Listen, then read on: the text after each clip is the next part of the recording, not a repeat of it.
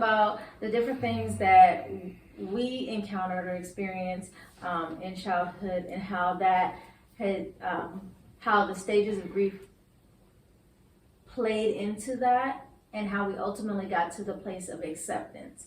And I know that, like Mom said, when you were born, Grandma was like, "Hey, it's time for you to raise your child." Children. Children. Just gather your flock. Pick up your sheep.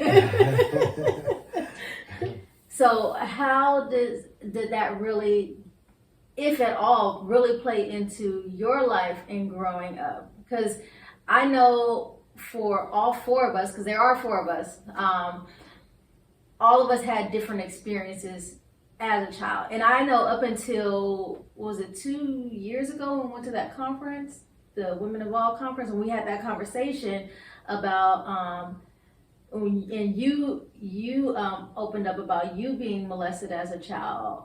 I never even considered, I just was like, man, Mom was so mean and so overbearing as when I was a kid, and she didn't listen to me when I told her this thing happened, but it was because you hadn't actually dealt with your thing, and you were just like in shock that what you thought you did to protect us didn't help, and it still happened what you were trying to avoid. And we had shared and talked about that too. So that was like my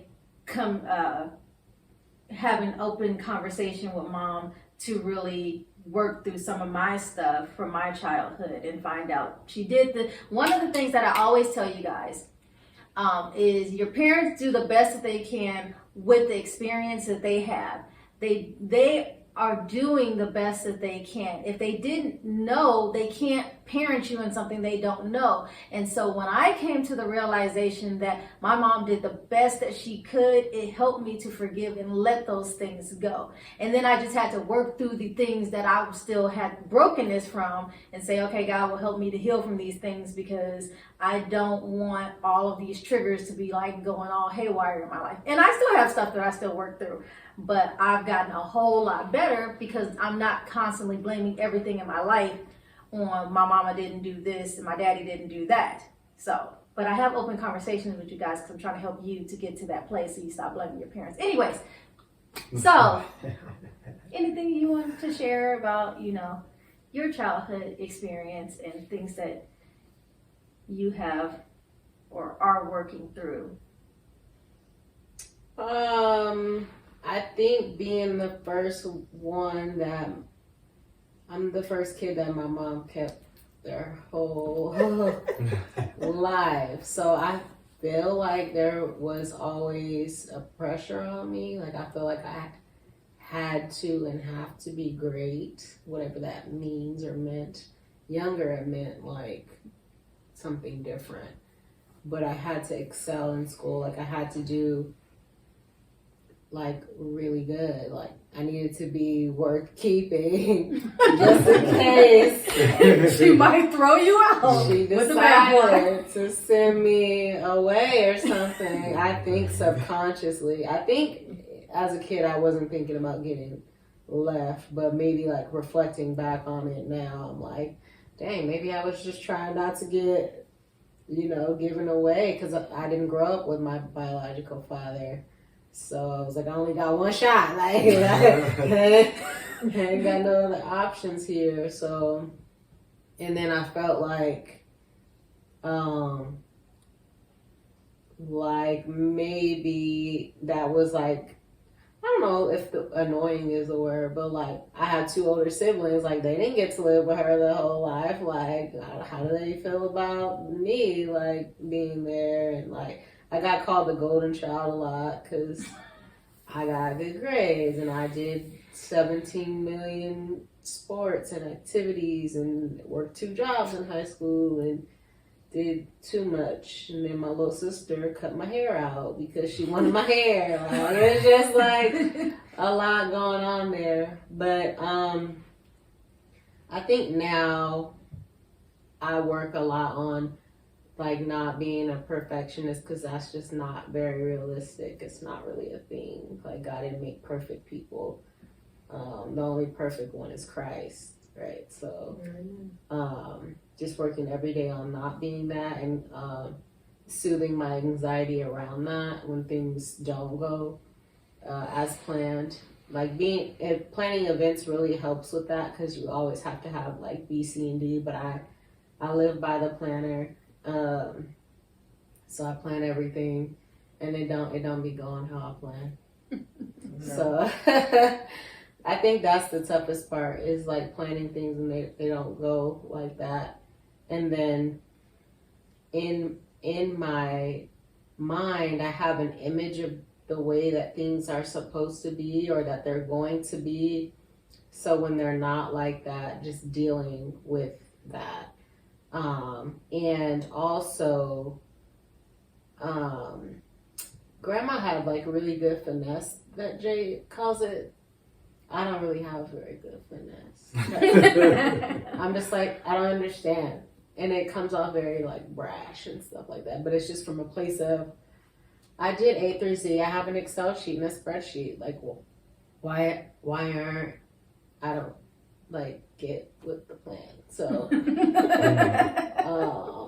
then just like, it just comes out bad. So I really work on like the way that I say things. My delivery. Because I'm like analyzing everything, and Shawnee says that Jeremiah is like that a lot too. And he's very dry sometimes too. I'm like, dang, like, do you like, is that what I sound like? Yeah, I'm like, dang, I just want a hug, bro. Like, he's like, yeah, but like, okay, like, why? Like, how much you trying to pay me? That comes with the price. Love isn't free. I don't understand why you really want to hug me.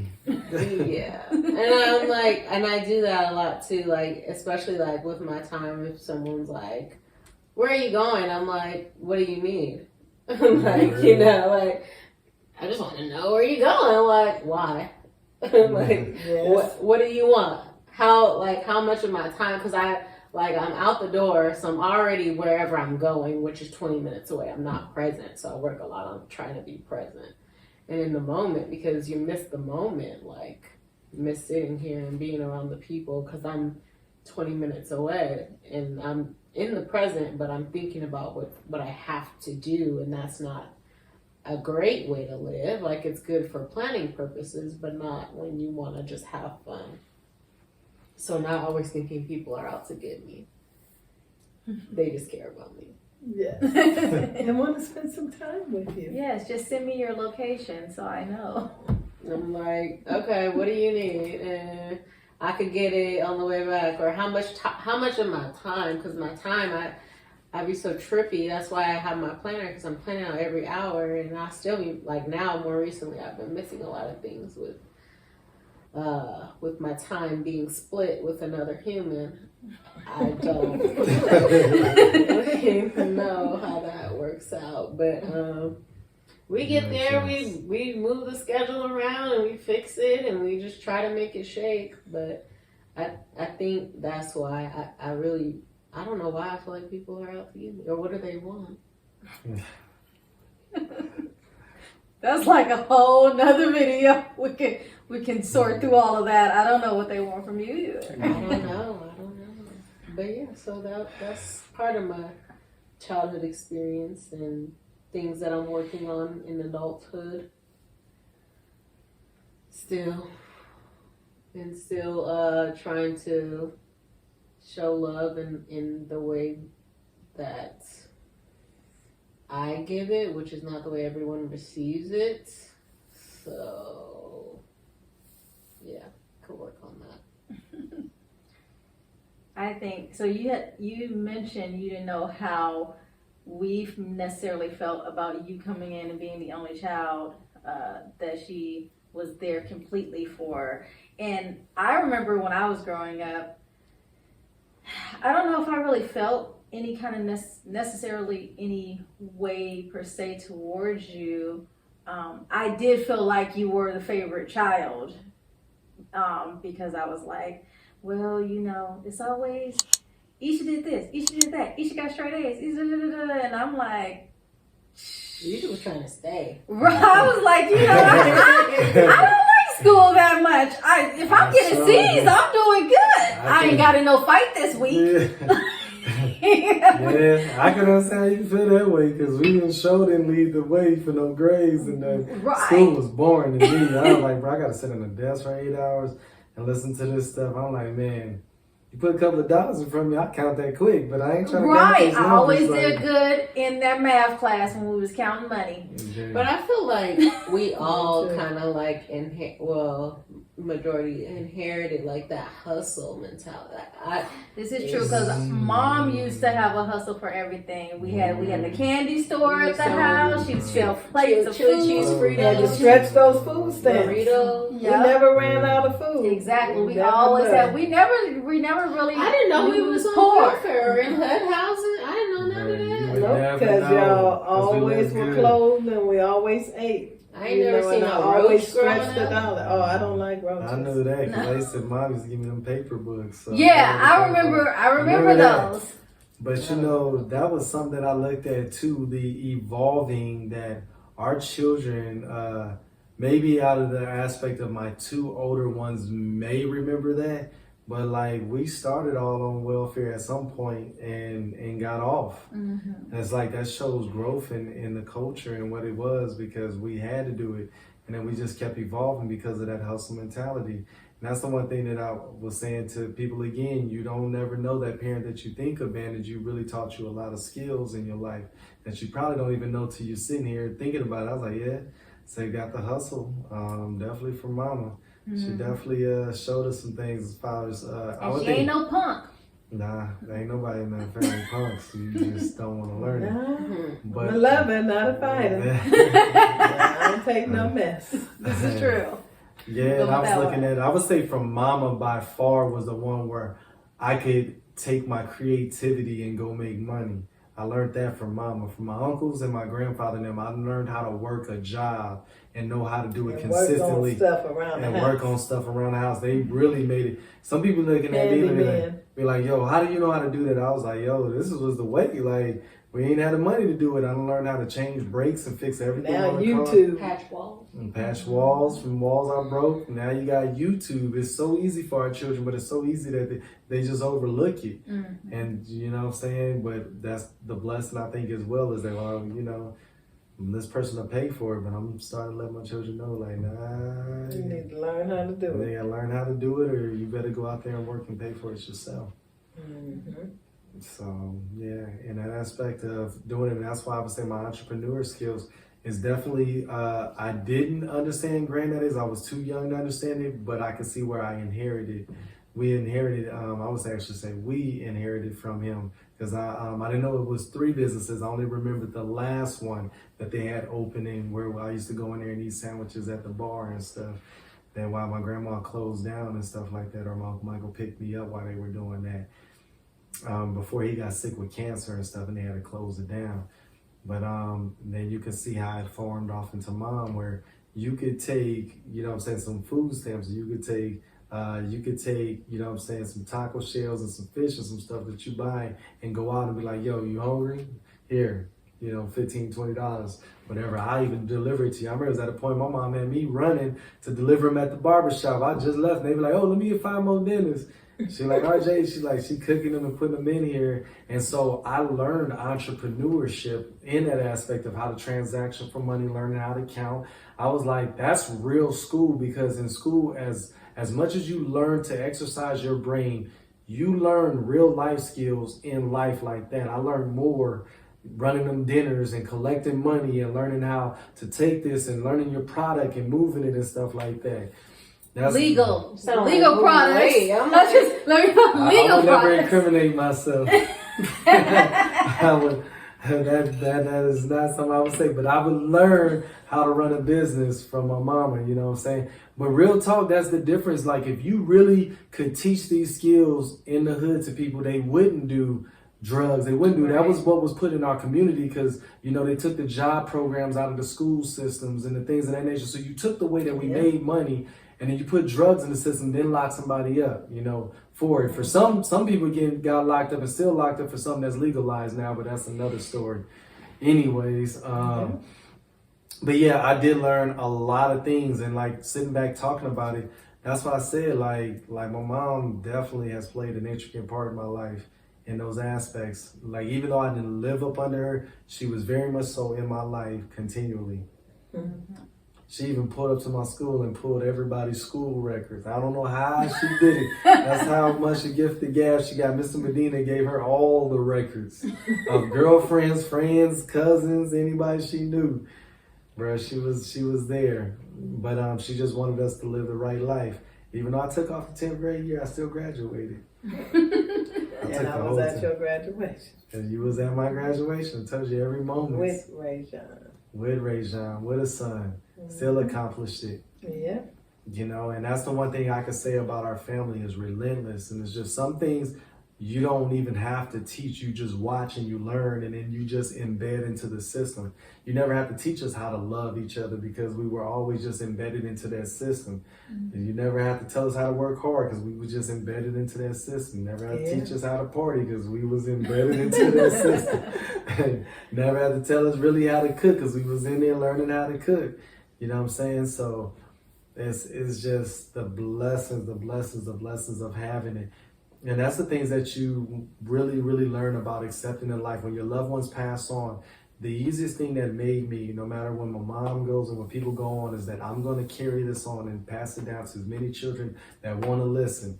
And that's one of the reasons why we were talking about taking Jeremiah out there to wash the car, was because I want to give him the thing that was given to me. Yeah, I understand I got you scrubbing this stuff. Well, maybe you won't mess it up next time. You know what I'm saying? When you do it. And I don't know what the white stuff was we wiping off, but we pretty much got most of it off.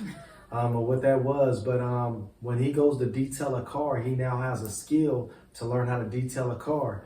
It's like, a way to make money. And a way to make money. It's like, yo, now you know the skill I give you is impeccable. So you're going to go out there and you're going to do good work, and it's going to separate you from everybody else. So you learn how to outwork the next person because, you know what I'm saying, you were taught from a kid how to do the thing right the first time, and you won't have to do it again. Mm-hmm. So, I had like a whole bunch of different things going through my mind that I was like thinking about. But what would you say is the greatest lesson that you've learned from being a mother?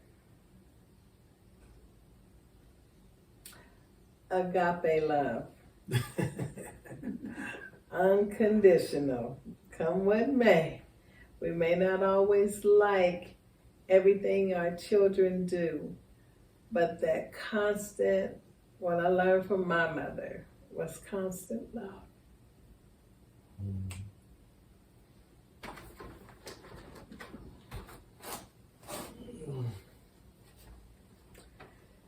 Your children will be your children always. And the love that you show them goes a long way. Each and every one of y'all have made me very proud to be a mother. And the joy of just through the good, the bad, the indifference, and it wasn't a whole lot of bad. Children will be children, however, I can truly say I was blessed with some beautiful children. Every last one of y'all are amazing. And the love that you have, the gift from my mother's love, was passed down through all of us. And we all have it in our own way. We show it in our own way. Even when you say you don't want to be bothered, you come right back and we're still looking after one another. And that family bond is priceless. It's something that I am ever grateful for. I have no regrets, each and every child, and none of you were mistakes. I can't account for the choice of men that I had been involved with, but I guarantee you, God gave each and every one of y'all to me to remind me that my life has purpose and it's for the greater good for each and every one, for our family to continue a legacy of love and unity that goes beyond the walls of 1790. It has cast out into a lot of people that bear witness to the love that we were raised up under. Though it may have been bizarre, and we had our fights, we had our fun, we had parties, but we had love. And when I go back to the foundation of you had to go to church in order to even go outside, all those teachers that, yeah, y'all said I was hard, but you know what? I thank God for it. Because the same thing that was given to me that was given to you is all the foundation of life, what we require. We can't do nothing without God. We can't do nothing without each other. You can, but you always find yourself coming back to family. That's where our roots lie. It's together. We're greater in numbers than divided. And I saw that this past weekend. Even though we lost a great matriarch, we came together, and the love is so much stronger now between me and my siblings, the children, the grandchildren, just everybody. It's greater now. I can feel the transition of it's going to be different. It's going to be more unity. It's going to be more coming together, and not for funerals, for family. I have no regrets. I'm truly blessed in all my life's experiences. You know, each and every one of you I knew was a gift from God. And I'm ever so grateful. And I truly apologize for tormenting y'all. Mm-hmm. I didn't know it was that bad. I thought I was being a good mommy. You only did what you knew. Yeah. However, I can live with that because we're bigger and we're better, and we're able to forgive. We're able to move forward. We're able to love through the hurt and, you know, learn from it, and hopefully share and bless someone else to know that you don't have to harbor hatred for your parents. You gotta forgive them regardless. Even if they're not the parents you want them to be, forgive them so you don't carry that animosity that's killing you inside for not knowing what true love is. It's agape, unconditional. They may not be the greatest parents, but love them anyway. I learned that they're not always what we expect for them to be, but in the end, when I learned to just go and tell my dad I loved him, even when he was hard, it made him soft. You know, and he told me before he died, he was proud. I know I was the prodigal child that gave my parents a run for their money. Mm-hmm. However, both of them told me they were very proud of me, and I know I gave them some troubles, but God allowed me to get over it and to change it all around and make them very proud. So I have no regrets for growing up and experiencing life. And I didn't want my children to go through what I did, but each one of them got a piece of me. So of course, they did get to experience life as well. And it's not always good. However, they have that DNA that's strong enough to overcome any obstacles. So I'm thankful for it that we're strong enough to know what it takes, whether it's counseling, therapy, or just loving one another. We can get through anything together, and we grow stronger in numbers. I think one thing that you said that resonates with me is you have to forgive your parents, because if you hold on to that animosity, it's eating at you. And what ultimately happens is then you pass it on to the next generation, to your children. And so all that hate that you have for your parent, and you say, I'm not going to be like my parents, I'm not going to be like my parents. And then you turn that anger into how you raise your kids. And then your kids end up feeling the same way about you that you did about your parents, because you never actually forgave your parents and dealt with that stuff. And that was a big thing for me. Like when I was younger, I had a lot of anger and animosity, and I was like, I'm not gonna be like my parents, da, da, da, da. And when the Lord was like, then you need to work on you and forgive, I was like, what does that mean? Because I think I'm great. And it really came down to when I had kids and God was using my children, even at a young age. I remember Stefan was maybe like 5. He's about to be 16. And he was like, the Holy Spirit kept telling me, stop yelling at them. Just to talk to them like regular. And I was like, I don't know what that means because I was always yelled at. Not always. Okay, not always. But see how I perceived it. Because if you had granddaddy. Yeah, Grandpa yelled a lot. I had him. Not a bird. That. Nah, he got soft over the course of the years. He got him out. I don't think none of the girls he was really rough on.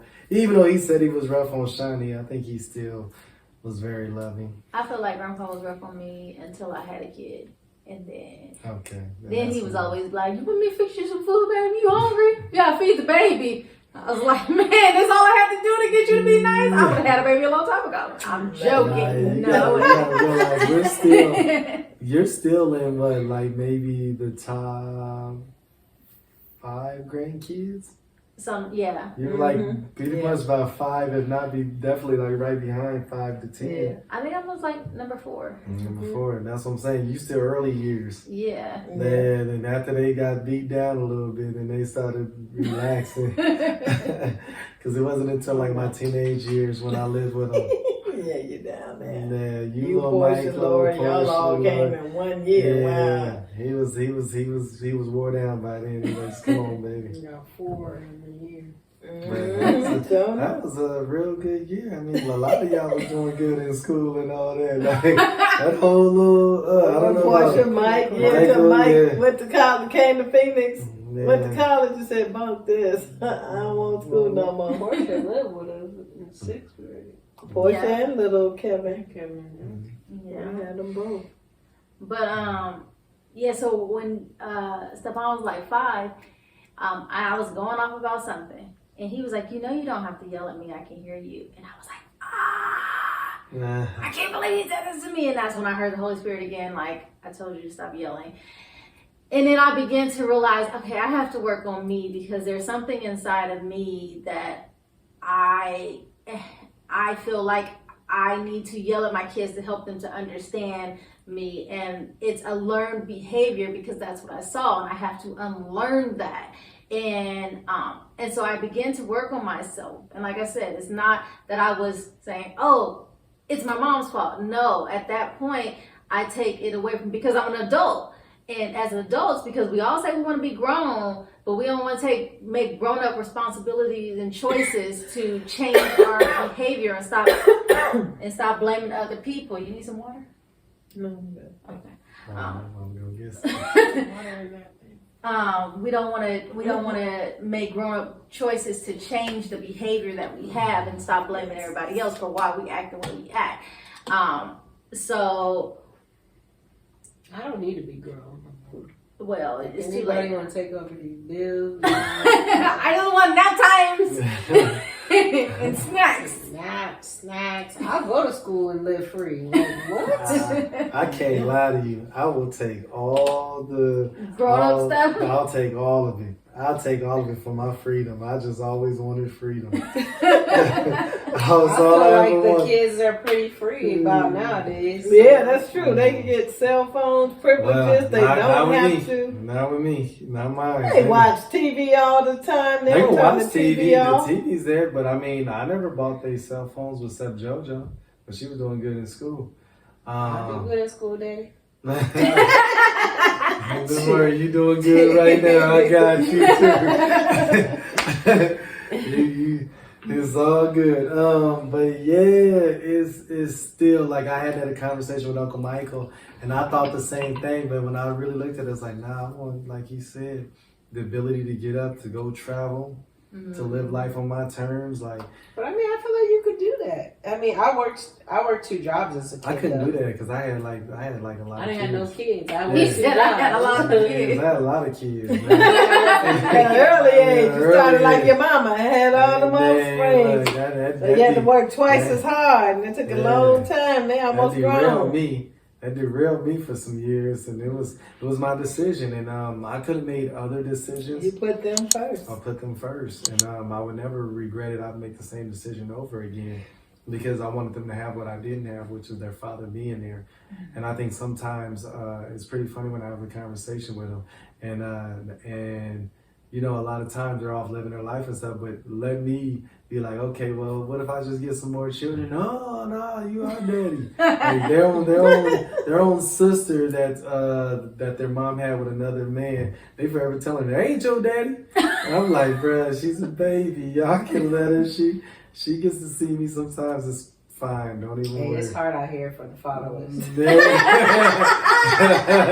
She like, listen, buy me some gifts, be my daddy too. It's like, yeah, and I definitely take care of her just like anything else. Yeah, I she understand. gets gifts too. She gets gifts from me because I understand what it was like to not have your father or to have somebody else who can call their person dad. So my dads are like my uncle and my granddaddy and stuff like that. So that's always been the dad figures in my life. And I would never, I mean, God's given us such a blessed family that my heart can never be one where I treat that child different when I can see that they want the same things and they can see, you know what I'm saying, the goodness in me, and I respect that, so I appreciate it. Amen. So. And I would like to caveat off of that. Understand when you have blended families, and one thing everyone can attest to the Stanford family and our family's legacy is everyone is family. And when you marry into the family, it's no stepchildren. It's my stepchild. That's your stepchild. No, they're all our children. When we give account, I have 8 children. I have 20 grandchildren. And it's all together. I don't say, oh, you're my stepchild, or call them by their name and not call them, everyone calls me Nani. That's all my family is like that. You have a whole family even when you marry into it. And I tell women that come into the family with my brothers that understand you got a village and a tribe, all kids. It's not your children get treated different than his children. You treat them all the same if you want to stay in the family. Or you'll find yourself on the outside looking in and wondering, why are we so united?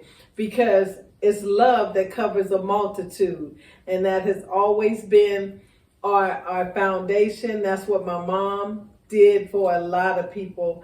And we've often said it, and it came on like a light at her service, that she was an only child. But there are so many that can attest to her love that she shared so freely, to where it's natural for us to bring you in and you become family instantly. So people, stop doing stepchildren. When you marry somebody, understand that you marry all of them. And if they come with not baggage, but more packages, then those are gifts from God. And you show them the same love. There's no separation, segregation, or it won't last forever if you do that. And I'll do a quick addendum on that as well. For those who... We got caveats and addendums and stuff. Yeah. Yeah, so I'll add to that. And for those who jump into these kids' lives, because so often I see women that's out here, you need to date a man for a quite long time before you let your children come into their lives. Amen. Men, you got to do the same. Y'all can't just keep having these people running in, because what you're creating is abandonment issues in these children. These children start attaching to these people, and then these people get removed out of their life because y'all fall out because you can't keep y'all stuff together and keep it right. And I'm not here to pass. And the children are hurt. And the children are hurting, and I'm not here to pass judgment on the people who don't get along. It's a simple thing you can do. If y'all don't get along, still do for that kid. Still be around in that kid's life. If you came into that child's life, you now take on the responsibility to be there for that child. Don't just go disappearing and leaving and stuff like that. Still be there for them children because they need you. And there was something good they saw in you. And often in life, there's not going to be many people who see good in you. You know what I'm saying? So you better still keep these young children who's impressionable and who really loves you, and take care of them and do right by them. So that's pretty much all I have to say about that. If you're going to go in their life, stay in their life.